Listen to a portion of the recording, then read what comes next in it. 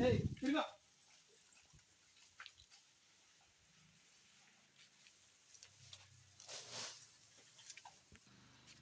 ముద్దు బిడ్డ నమస్తే.